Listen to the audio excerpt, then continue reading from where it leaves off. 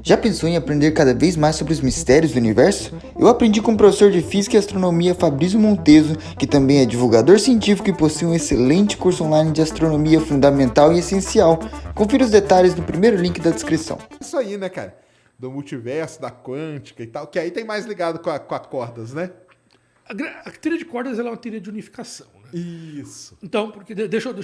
Vamos explicar isso aí. Vamos, da momento unificação. linha. Momento linha. Isso. Deixa eu tomar uma água para poder. Agora eu vou falar bastante. Não, que isso aí é legal pra caramba, cara. Todo mundo pergunta isso aí, cara. E tal. Eu falo, cara, eu não sou físico, não, cara. Eu sou só curioso. Tem que chamar os caras que manjam pra caramba aí. Então vamos lá, que agora eu vou falar bastante. Então vamos lá, se preparem aí para a aulinha. Na física, você tem lá, no início, as pessoas começavam a ensinar o que era mecânica, né? Tentavam entender como os corpos se movimentam. Daí veio as teorias mecânicas aristotélicas, depois vieram as teorias mecânicas de Newton. Daí, nesse meio tempo, as pessoas começaram a entender como lentes funcionavam, e daí elas desenvolveram a ótica.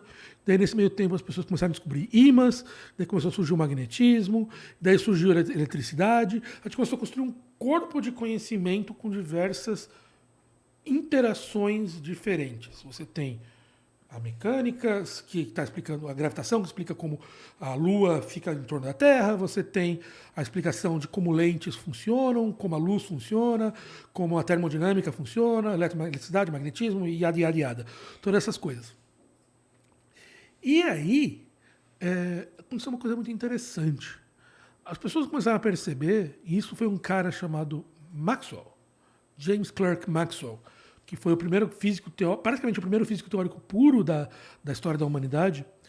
Ele estava brincando com as leis. Tinham pessoas que tinham desenvolvido leis para explicar como a eletricidade funcionava, e tinham pessoas que tinham escrito leis para explicar como o magnetismo funcionava.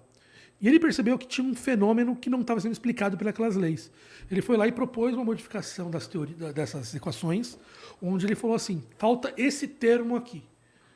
Ele escreveu um termo matemático que faltava, e esse termo, basicamente, ele foi lá, depois foram lá e mediram e viram que aquele termo era realmente perceptível, acontecia na natureza. Então ele fez uma descoberta puramente matemática. Ele olhou para as equações e, por questões de simetria e tal, ele percebeu que faltava algo. Mas isso também gerou uma coisa muito mais interessante. Ao fazer isso, ele ligou a eletricidade ao magnetismo. A eletricidade e o magnetismo, a gente começou a perceber que elas não eram duas coisas separadas. Elas eram a mesma coisa. Então era o mesmo fenômeno que algumas horas aparecia como eletricidade e algumas horas aparecia com eletromagnetismo, com magnetismo. E, então, em vez de você ter um fenômeno físico que era chamado eletricidade e um fenômeno físico chamado magnetismo, você tem um fenômeno físico maior que é chamado eletromagnetismo. Depois disso, o próprio Maxwell descobriu que a luz também é explicada pelo eletromagnetismo.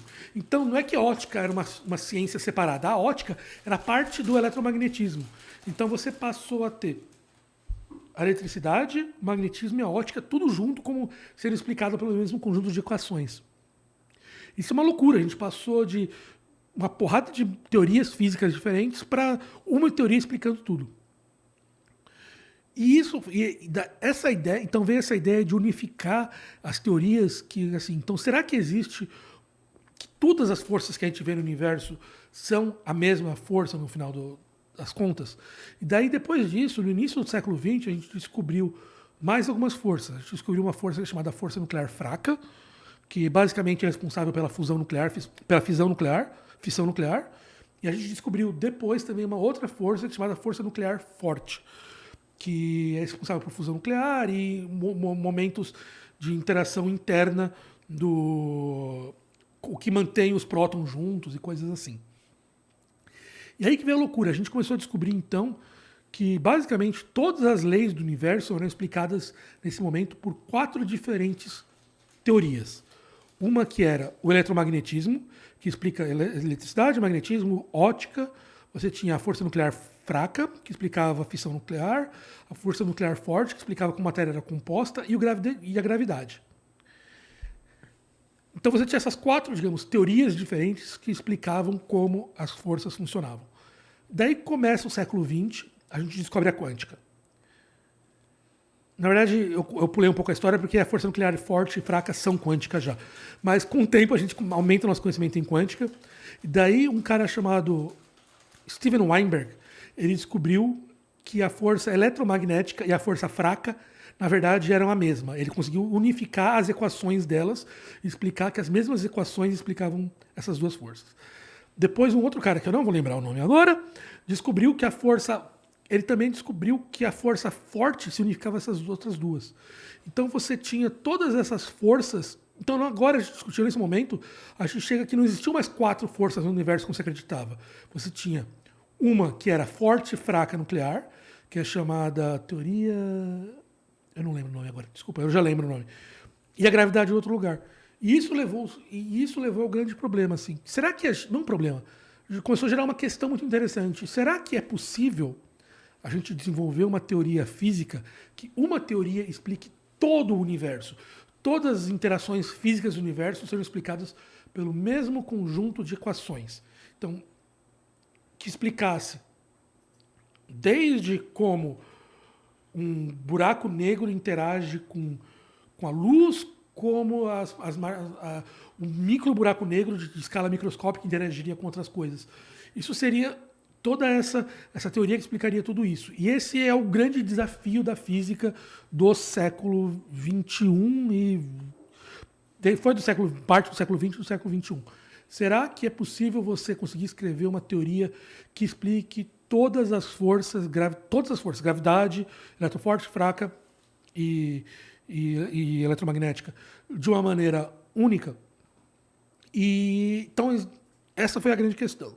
Existiram várias tentativas de se fazer isso, e a mais famosa dela é a teoria de cordas. Que a teoria de cordas, ela basicamente fala: se você basicamente falar... Porque todas as teorias que a gente tem, que é chamada o modelo padrão, que é um modelo que explica como as forças eletromagnética, forte e fraca funcionam, se você substituir, ela pressupõe que as partículas que compõem eles são pontuais, são pontos, são literalmente pontinhos matemáticos, objetos sem escala. Se você substituísse esses objetos de escala e falasse que, na verdade, eles são formados por uma escala muito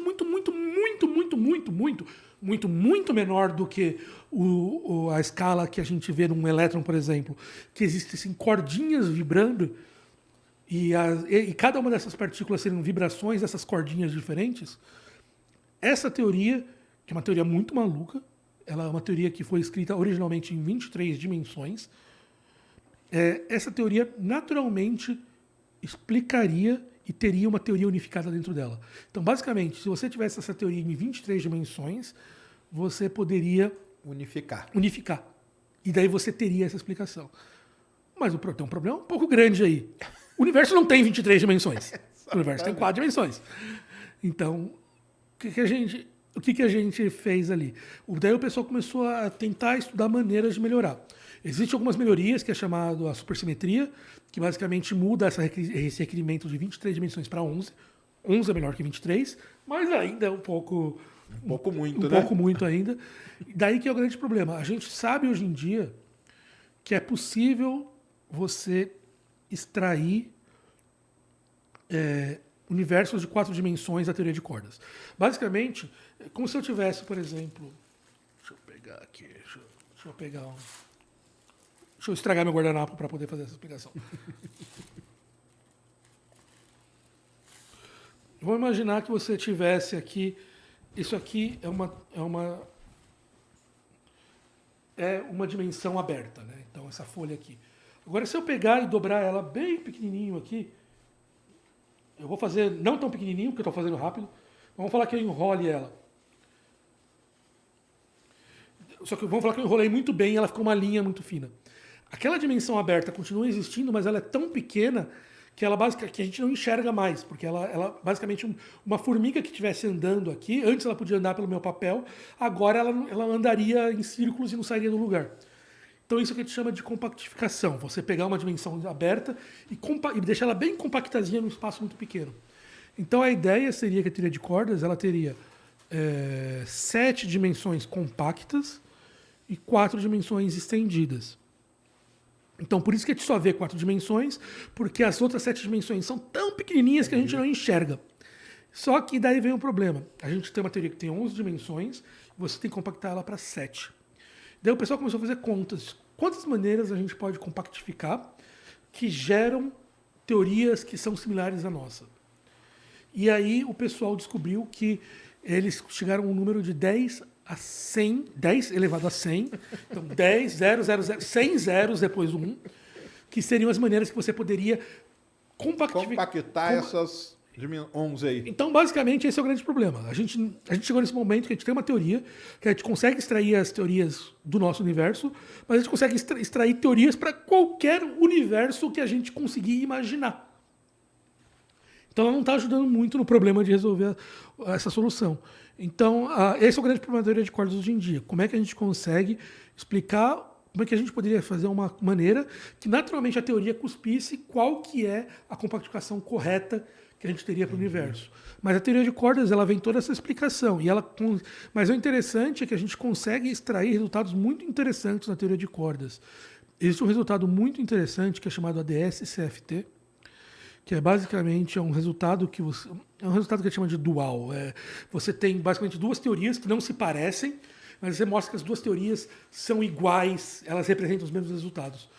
E com essas teorias a gente consegue calcular vários problemas de plasma nucleares utilizando a teoria de ADS-CFT e tal. Então é uma teoria que ela traz resultados, mas ela é tão grande que ela explica coisas que a gente não conseguiria. Ela não se fechou ainda, mas tem resultados intermediários que já são usados aí. Muito interessantes ali no meio da história. E a grande questão é exatamente essa. Assim, o meu orientador, ele trabalhava num ponto muito específico, que ele tentava explicar como você pode calcular corretamente colisões de cordas. Porque da mesma maneira que você... as partículas colidem. As partículas colidem. Então você pode ter um elétron e um pósitron colidindo, virando um fóton e depois virando outra coisa. Você pode ter as colisões de duas cordas que vão gerar alguma coisa. E ele desenvolveu um algoritmo, um formalismo que permitia que permitia algumas coisas que não podiam ser calculadas, e ele desenvolveu o formalismo que permitia calcular isso. Então é um problema super específico, mas muito importante para poder fazer. Então é aquela coisa, de novo, do macro contra o pequeno. Então essa é a coisa da teoria de cordas. Ela tenta realmente explicar como seria seria uma possível teoria para explicar como a gente pode ter uma teoria que explica as 4 forças fundamentais do universo. Que atualmente, as 3 forças a gente consegue fazer, mas a gravidade sempre é chata. E a gravidade é uma teoria meio estranha, assim, né? Porque se você for olhar, a gravidade, ela é muito mais fraca do que as outras forças. Né? Todas as cargas delas, as cargas, quero dizer, a massa, né? Tipo, o elétron, ele tem carga positiva e negativa, uma coisa carregada. A massa, tudo se atrai, ela não tem a coisa que repele. A gravidade é um pouco diferente das outras. Então, é meio estranho, ela é muito mais fraca. E daí isso leva que ela age por áreas muito grandes, onde a quântica não é tão mais útil. Então, ela... A gente só verifica, né? Isso. Numa coisa macro, né? Muito isso, grande. então a gente não tem sistemas onde a gente pode fazer um experimento e esse experimento facilmente vai gerar a explicação gravitacional e quântica ao mesmo tempo. Onde é que a gente tinha isso? No Buraco negro, né? Ou no Big Bang. Isso. O Big Bang era uma situação que tinha muita massa num espaço muito pequeno. Exato. Então é muito difícil você gerar resultados experimentais em relação a isso. Que é uma ideia do Hawking, foi ir atrás disso, né?